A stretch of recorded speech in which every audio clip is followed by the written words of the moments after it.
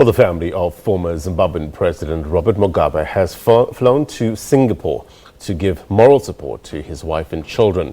SABC News has learned that the body of the former leader will arrive at the Gabriel Mugabe International Airport on Wednesday.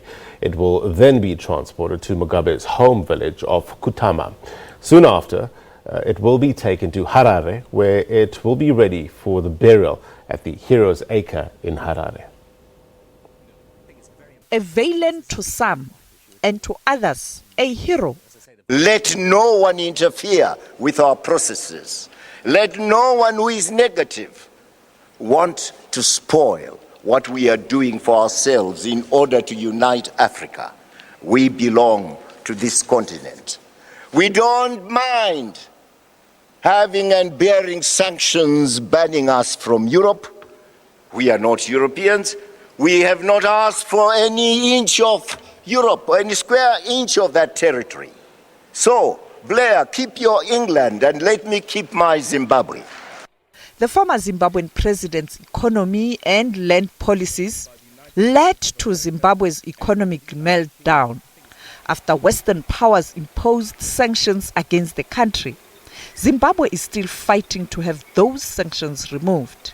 The incumbent President Emmerson Mnangagwa had to abandon his participation at the World Economic Forum in Cape Town on the second day to rush home to deal with the passing of the veteran leader.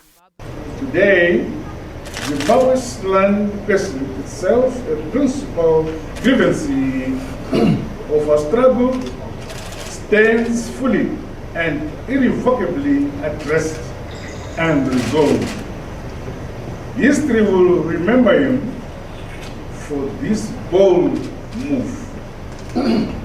As we mourn the passing on of our commander, liberator, founder and leader, we remain determined to carry forward the transformation he so fervently desired, including protecting and defending the gains of the struggle for which he made huge sacrifices. Mugabe is expected to be buried at the National Heroes Acre.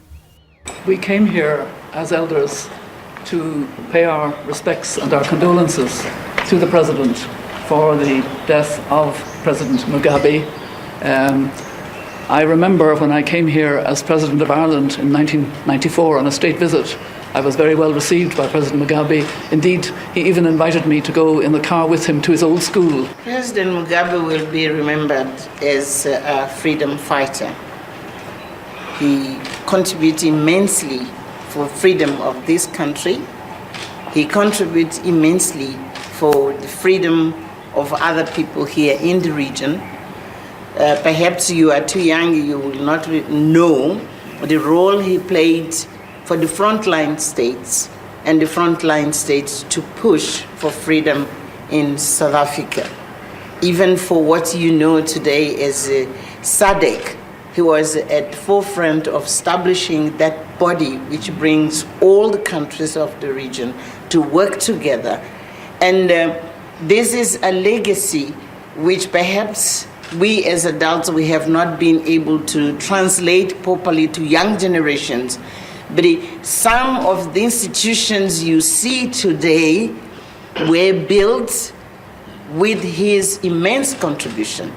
And so he will be always remembered by this. I must say also that the first years of development of Zimbabwe, and we say Zimbabwe was a beacon in this region, particularly in education. Many of you benefited from the policies he championed to make sure that education is available to everyone in this country.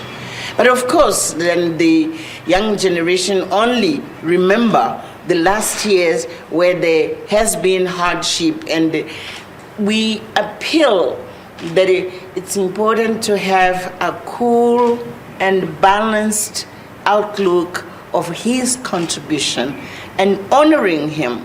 Like the president took the initiative to declare him national hero and to give all the honors of a statesman. we would appeal that it's important to recognize countries have history, and history has to be honored. Sophie Mokoena, SABC News, Johannesburg.